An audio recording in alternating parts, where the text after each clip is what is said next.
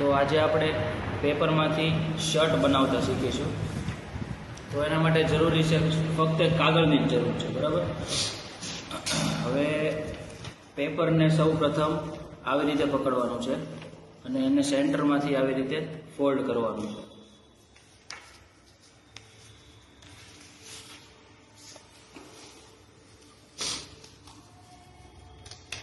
આવી રીતે સેન્ટરમાંથી પેપરને ફોલ્ડ કરી લેવાનું છે।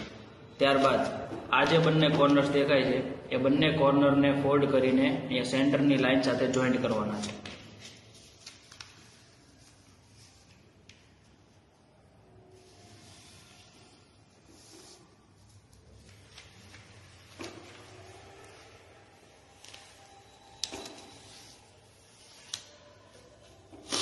આવી રીતે।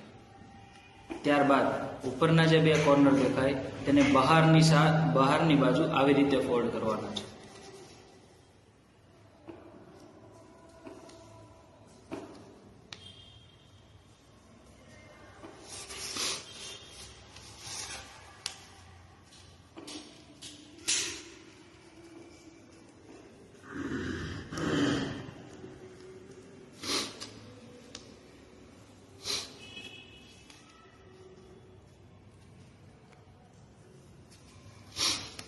આવી રીતે ફોલ્ડ કરી લેવાનું છે।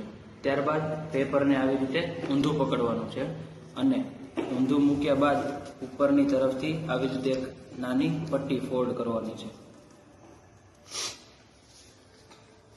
આવી રીતે।